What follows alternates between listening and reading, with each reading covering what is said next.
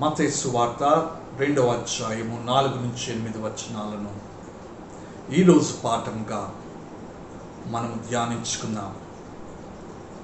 కాబట్టి రాజు ప్రధాన యాజకులను ప్రజల నుండి శాస్త్రులను అందరినీ సమకూర్చి క్రీస్తు ఎక్కడ పుట్టునని వారిని అడిగెను. అందుకు వారు, యూదయ బెత్లెహేంలోని ఏలయనగా, యూదా దేశపు బెత్లెహేమా, నీవు యూదా ప్రధానులలో ఎంత మాత్రమును అల్పమైన దానవు కావు. ఇశ్రాయేలును నా ప్రజలను పరిపాలించు అధిపతి నీలో నుండే వచ్చునని ప్రవక్త ద్వారా వ్రాయబడి ఉన్నదనిరి.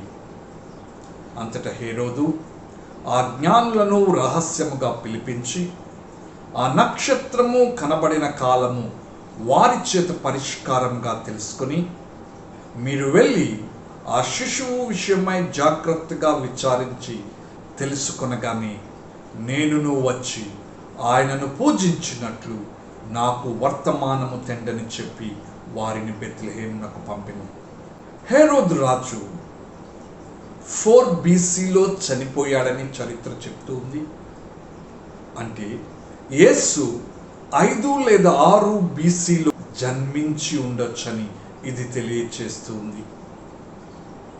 అలాగే యేసు జన్మించిన చాలా రోజుల తరువాత జ్ఞానులు యెరూషలేమునకు వచ్చారు. అప్పటికే యేసుకు సున్నతి చేయబడింది.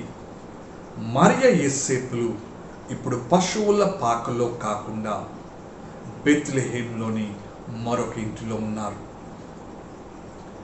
ఇక్కడ ఇంట్రెస్టింగ్ ఫ్యాక్ట్ ఒకటి మీతో చెప్పాలనుకుంటున్నాను. అన్యజనులకు మెస్సయ్య జన్మ సమయం నక్షత్రం ద్వారా తెలుపబడింది, అవునా? అలాగే లేఖనాల ద్వారా యూదులకు మెస్సయ్య జన్మస్థలం తెలుపబడింది. నక్షత్రం జ్ఞానులను తిన్నగా బెత్లెహేముకు నడిపించిందనుకోండి, క్రీస్తు జన్మమును గూర్చిన సమాచారం యూదులకు తెలిసి ఉండేదంటారా? ఉండేది కాదు. అంటే నక్షత్రం ఉద్దేశపూర్వకంగా జ్ఞానులను యెరూషలేమునకు నడిపి అదృశ్యమయ్యింది. ఎందుకు అని ఎప్పుడైనా మీరు ఆలోచించారా? దీని అర్థం జ్ఞానులు యూదులందరికీ హెడ్ క్వార్టర్ అయినటువంటి ఆ యెరూషలేము పట్టణంలో జన్మించిన యూదుల రాజును గురించి ఎంక్వైరీ చేయమని చెప్పడమే కదండి. అంటే యెరూషలేము వాసులందరికీ యూదుల రాజును గురించి చెప్పటానికి దేవుడు జ్ఞానులను ఉపయోగించుకున్నాడనేగా దీని అర్థం. అంటే ఉద్దేశపూర్వకంగానే నక్షత్రం జ్ఞానులను యెరూషలేమునకు నడిపి అదృశ్యమయ్యింది. అంతేనా? జ్ఞానులు ఆ ఎంక్వైరీలో వాళ్ళకు తెలిసిన పద్ధతులపై ఆధారపడేలా నక్షత్రం వాళ్ళని వదిలేసిందండి. ఇక్కడ ట్విస్ట్ ఏంటో తెలుసా? మెస్సయ్య యొక్క జన్మమును గురించి యెరూషలేములో ఒక్కరికి కూడా ఏం తెలియదండి. జ్ఞానులకి ఈ విషయం ఎంతో ఆశ్చర్యాన్ని కలిగించి ఉండొచ్చు. జ్ఞానుల ఎంక్వైరీ గురించి యెరూషలేము అంతటా చాలా త్వరగా వ్యాపించి ఉండొచ్చు. అంటే యెరూషలేములో ఉన్న ప్రధాన యాజకులకు, శాస్త్రులకు, పరిసయ్యులకు, సద్దూకయ్యులకు, ఇశ్రాయేలు పెద్దలకు, ఇశ్రాయేలులో సామాన్యుల వరకు అందరికీ మెస్సయ్య జన్మమును గురించి జ్ఞానుల ద్వారా తెలుపబడింది. ఈవెన్ ఈ విషయం హేరోదు వరకు వెళ్ళిపోయింది. యెరూషలేములో అనేకులు ఈ నక్షత్రాన్ని చూసేందుకు ప్రయత్నించి ఫెయిల్ అయి ఉండొచ్చు, అవునా? ఎందుకంటే ఆ నక్షత్రం ఆకాశంలో వారికి కనబడలేదండి. ఇప్పుడు జ్ఞానుల మాటలు నమ్మాలా వద్దా? మీరైతే అంటే మీరే యెరూషలేము వాసిగా ఆ కాలంలో అప్పుడు ఉంటే జ్ఞానుల మాటలను మీరు నమ్మేవారా? యెరూషలేము వాసులందరికీ తన కుమారుని జన్మమును గురించి తెలియచేయటానికైనా దేవుడు జ్ఞానులను యెరూషలేమునకు రప్పించింది? లేదా దేవునికి మరేదైనా ఉద్దేశం ఉందా? ఉంటే ఏంటది? ఇక్కడ దేవుని ఉద్దేశాన్ని అర్థం చేసుకోవటానికి ప్రయత్నం చేద్దాం. దేవుడు జ్ఞానులను యూదులను ఒకే ప్లాట్ఫామ్ మీదకి చేర్చి, అంటే ఒక చోటకే చేర్చి అన్యులను ఇశ్రాయేలీయులను ఒకరి నుండి మరొకరు మెస్సయ్యను గురించిన సమాచారాన్ని ఎక్స్చేంజ్ చేసుకునేలా చేయడం దేవుని ప్రణాళికలో భాగమండి. రక్షకుడు అందరి వాడు కాబట్టి విశిష్టమైన దేవుని జ్ఞానంలో అన్యులు యూదులు ఇరువురును ఎదగాలన్నది దేవుని ప్రణాళిక. అన్యులు యూదుల దగ్గరకు వచ్చి దేవుని కుమారుని జన్మమును గురించి దేవుని అధికారపూర్వకమైన వార్తను తెలియచేయటం అంటే యూదులను వారి ఆత్మీయమైన విషయాలలో హెచ్చరించటమే కదండి. జ్ఞానులు హేరోదు సభకు వచ్చారు. యూదుల రాసుగా పుట్టిన వాడు ఎక్కడ ఉన్నాడు అని అడిగారు. వచ్చిన వాళ్ళు మామూలు వ్యక్తులు కారు, హైలీ ఇన్ఫ్లుయెన్షియల్స్, అలాగే హయ్యర్ అఫీషియల్స్, తూర్పు దేశపు రాసులని కూడా కొందరంటారు. కష్టమైన 100 మైళ్ళ ప్రయాణమును పూర్తి చేసి యెరూషలేమునకు జ్ఞానులు వచ్చినారు. వాళ్ళొక ప్రశ్నను అడిగారు. యూదుల రాజుగా పుట్టినవాడు ఎక్కడ పుట్టాడని. వారిని బట్టి వారి ప్రశ్నను తీసివేయటానికి లేదు, కొట్టి పారేయడానికి కూడా లేదు. యూదుల రాజుగా పుట్టినవాడు ఎవరో ఎక్కడున్నాడో హేరోదుకు తెలియదు. కానీ జ్ఞానుల ప్రశ్నను బట్టి మెస్సయ్య జన్మించడని మాత్రం హేరోదుకు అర్థమైపోయిందండి. అయితే తనకేమీ తెలియనట్లు నటిస్తూ మెస్సయ్య జన్మస్థలము గురించి పక్కాగా తెలుసుకోవాలని అనుకొని హేరోదు ఒక అసాధారణమైన సమావేశాన్ని ఏర్పాటు చేశాడు. ఆ సమావేశంలో ధర్మశాస్త్రంలో నిష్ణానితులైనటువంటి శాస్త్రులను, ధర్మశాస్త్రాన్ని అనువదించటంలో గుర్తింపు పొందిన పెద్దలను, పాత నిబంధన గ్రంథాలపై అధికారులుగా ఉన్నటువంటి మనుష్యులను సమకూర్చి క్రీస్తు ఎక్కడ పుట్టుడని హేరోదు వారిని అడిగాడు. ఇక్కడ సమకూర్చుట అనే గ్రీకు మాటకు అర్థం ఏంటంటే, హేరోదు ఆ ప్రధాన యాజకులను ఉద్దేశించి శాస్త్రులను, పరిసయ్యులను, ఇశ్రాయేలు పెద్దలను ఉద్దేశించి క్రీస్తుని గురించి వెతకండి, దర్యాప్తు చేయండి, విచారించండి, ఖచ్చితమైన సమాచారాన్ని నాకు తెలియచేయండి అని వారిని ఆజ్ఞాపించటమే. హేరోదు ఒక మోసపూరితమైనటువంటి క్రిమినల్ పథకాన్ని అమలు చేయటానికి ఈ సమాచారం తెలుసుకోవాలనుకుంటున్నాడు తప్ప జ్ఞానులకు కావలసిన సమాచారాన్ని అందిద్దామని మాత్రం కాదు.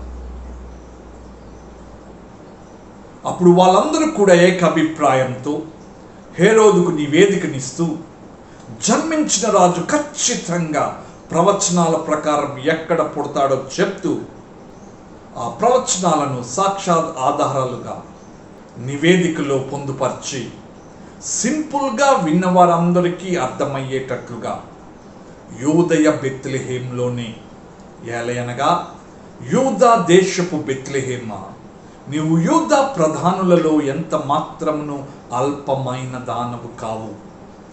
ఇశ్రాయేలును నా ప్రజలను పరిపాలించు అధిపతి నీలో నుండే వచ్చునని ప్రవక్త ద్వారా వ్రాయబడి ఉన్నదని అందుకు రుజువుగా మీకా 5:2 తెలియచేశారు. ఆ కాలంలో 2 బెత్లెహేంలు ఉన్నాయండి. జెబులోను గోత్రంలో కూడా బెత్లెహేం అనే ఒక పల్లె ఉంది. దీనిని గురించి యెహోషువ రాసిన గ్రంథము 19వ అధ్యాయము 15వ వచనంలో ప్రస్తావించబడి ఉన్నది. కాబట్టి ఏ మాత్రము గలిబిలికి చోటివ్వకుండా ఖచ్చితముగా యూదయ బెత్లెహేంలోనే మెస్సయ్య పుడతాడని హేరోదుకు తెలియచేశారు. వారు చెప్పిన దానిని బట్టి హేరోదుకు ప్రత్యర్థి రాజు ఎక్కడ జన్మించాడో తెలిసిపోయింది. తన మనస్సులో అప్పటికే ఏర్పడిన నెత్తుటి ప్రణాళికను అమలు చేయటానికి అతడు శిశువైనటువంటి మెస్సయ్య ఖచ్చితంగా ఎప్పుడు జన్మించాడో, అతని వయస్సు ఖచ్చితంగా ఎంతుంటుందో తెలుసుకోవాలి. అందుకు హేరోదుకున్న ఒకే ఒక ఆప్షన్ జ్ఞానులు మాత్రమే. రెండో ఆప్షన్ కూడా ఉందనుకోండి, నక్షత్రం. కానీ అది ఎవరికీ కనబడలేదే, జ్ఞానులకు తప్ప. నక్షత్రం హేరోదుకు కనబడి ఉంటే తన మనుష్యులను చాలా ఈజీగా హేరోదు బెత్లెహేముకు పంపించుండేవాడు. యూదులకు కూడా నిశ్చయత కలిగి బెత్లెహేముకు వెళ్ళి ఉండేవాళ్ళేమో. ఇప్పుడు ఉన్నది ఒక్కటే ఆప్షన్, జ్ఞానులు. కాబట్టి హేరోదు జ్ఞానులను రహస్యముగా తన దగ్గరకు పిలిపించుకున్నాడు. రహస్యంగా పిలిపించుకోవడం అంటే ఆలోచించాల్సిన విషయం కదా. కారణాలు ఏమై ఉండొచ్చునని మీరు ఎప్పుడైనా ఆలోచించారా? హేరోదు వంచనను మోసాన్ని ఎరిగిన యూదులు మెస్సయ్య విషయంలో హేరోదు కుట్ర చేస్తాడేమో అనుకుని మెస్సయ్యను చంపాలనుకునే అతని పథకాన్ని అడ్డుకోకుండా ఆ క్రమంలో యూదుల పెద్దలు జ్ఞానులకు ఎలాంటి సూచనలు ఇవ్వకుండా, ఒకవేళ యూదుల పెద్దలు జ్ఞానులకు సూచనలు ఏమన్నా ఇచ్చుంటే వాళ్ళు ఎలాంటి సూచనలు ఇచ్చారో జ్ఞానుల ద్వారా హేరోదు తెలుసుకునేందుకు జ్ఞానులను రహస్యంగా తన దగ్గరకు పిలిపించుకొని తెలుసుకోవటానికి ప్రయత్నించుండొచ్చు. అవునా? అలాగే జ్ఞానుల ద్వారా ఎలాంటి హెచ్చరిక యేసేపు మరియలకు చేరకుండా ఎంతో విధేయుడైనటువంటి ఒక ఇశ్రాయేలీయుని వలె జ్ఞానులకు నమ్మకము కలిగించేందుకు హేరోదు జ్ఞానులను రహస్యముగా తన దగ్గరకు పిలిపించుకొని ఉండొచ్చు. అలాగే జన్మించిన క్రొత్త రాజు పట్ల హేరోదు ప్రవర్తనను, అతని ప్రతిస్పందనను జ్ఞానులు వారి దేశాలలో మంచిగా చెప్పుకోవాలని ఒక మంచి దౌత్యవేత్తగా ప్రవర్తిస్తూ ప్రోటోకాల్లో భాగముగా హేరోదు జ్ఞానులను రహస్యముగా తన దగ్గరకు పిలిపించుకొని ఉండొచ్చు. అలాగే మెస్సయ్య జన్మించిన సమయము యూదులకు తెలియకూడదని, తనకు మాత్రమే తెలియాలని అనుకొని ఖచ్చితమైన సమాచారాన్ని సేకరించే క్రమంలో జన్మించిన రాజు వయస్సును అంచనా వేయటానికి, ఆ శిశువును బ్రతకనివ్వకూడదనే కృతనిశ్చయముతో ఆ క్రమంలో చాలామంది నష్టపోకుండా ఉండాలనే ఉద్దేశంతో హేరోదు ఎవ్వరికీ తెలియకుండా సీక్రెట్ స్టైల్లో ఆ జ్ఞానులను రహస్యముగా పిలిపించి ఆ నక్షత్రము కనబడిన కాలము వారి చేత పరిష్కారముగా తెలుసుకొనుటకు హేరోదు జ్ఞానులను రహస్యంగా తన దగ్గరకు పిలిపించుకుని ఉండొచ్చు. నక్షత్రము కనబడిన కాలము పరిష్కారముగా తెలుసుకున్న తరువాత హేరోదు జ్ఞానులతో, మీరు వెళ్ళి ఆ శిశువు విషయమై జాగ్రత్తగా విచారించి తెలుసుకుని గాని నేనును వచ్చి ఆయనను పూజించినట్లు నాకు వర్తమానము తెండని చెప్పి క్రీస్తును గుర్తించటంలో జ్ఞానులను ఉపయోగించుకోవాలని అనుకొని తద్వారా తన అధికార కాంక్షకు అడ్డం వచ్చి ఈ ముప్పును సులభంగా నాశనం చేయాలనుకుని హేరోదు జ్ఞానులను బెత్లెహేముకు పంపాడండి. ఇక్కడ హేరోదు ఒక పని చేసి ఉండొచ్చు. బెత్లెహేము యెరూషలేముకు 7 మైళ్ళ దూరంలో ఉంది. జ్ఞానులకు గౌరవం ఇస్తున్నాననే కారణంతో, నెపంతో హేరోదు సైనికుల రక్షణతో జ్ఞానులను బెత్లెహేముకు పంపించుండొచ్చు కదండి. వాళ్ళ వెనక హేరోదు చాలా ఈజీగా తన గుడాచారులను కూడా పంపించుండొచ్చు. ఆ గుడాచారులు ఆ శిశువుని జ్ఞానుల సహాయంతో కనుగొని ఆ పిల్లవాడిని ఆ పిల్లవాని తల్లిదండ్రులను ఏ కష్టం లేకుండా చంపేసి ఉండొచ్చు. ఇంత ఈజీ ప్లాన్ని హేరోదు ఎలా మిస్ అయ్యాడంటారు? జ్ఞానుల ద్వారా హేరోదు క్రూరత్వము అతనిని విదేశాలలో టూ మచ్ బ్యాడ్ చేయొచ్చని, కాబట్టి జ్ఞానుల సమక్షంలో అతడు అలాంటి క్రూరమైన చర్యను చేయటానికి పూనుకోలేదని కొంతమంది చెప్తుంటారు. కానీ నేనైతే ఒక విషయం చెప్తానండి, నేనైతే ఒక విషయాన్ని నమ్ముతాను కూడా. తన బిడ్డలను ఈజీగా నాశనం చేసే పద్ధతులను శత్రువుల కళ్ళకు కనబడకుండా దేవుడు చేయగలడు. దేవుడు రాజుల జ్ఞానమును నిరర్ధకం చేయగలవాడండి, నమ్మండి. జ్ఞానులు యెరూషలేము నుండి బెత్లెహేముకు బయలుదేరారు. జ్ఞానులు మాత్రమే ఒంటరిగా వెళ్ళుతుండటం మీకు విచిత్రంగా అనిపించడం లేదా? ఈ విషయాన్ని గురించి మీరు ఎప్పుడైనా ఆలోచించారా? యూదుల పెద్దల్లో నుండి కానీ, హేరోదు సభలో నుండి కానీ, యెరూషలేము వాసులలో నుండి కానీ ఏ వ్యక్తి కూడా జ్ఞానులతో క్రీస్తును చూడటానికి బయలుదేరకపోవటం, వెళ్ళకపోవటం, యూదులు బాధ్యత రాహిత్యంగా ప్రవర్తించటం విచిత్రంగా అనిపించలేదండి?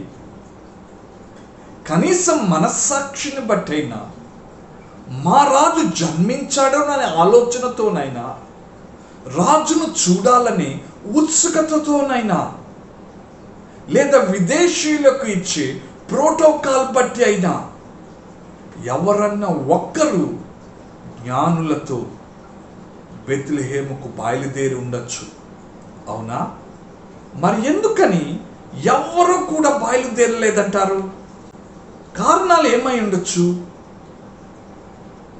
అందుకు కొందరు కొన్ని కారణాలు చెప్తూ హేరోదు ద్వారా జ్ఞానులు రహస్యముగా యెరూషలేము నుండి బెత్లెహేముకు పంపబడ్డారని చెప్తూ ఉంటారు.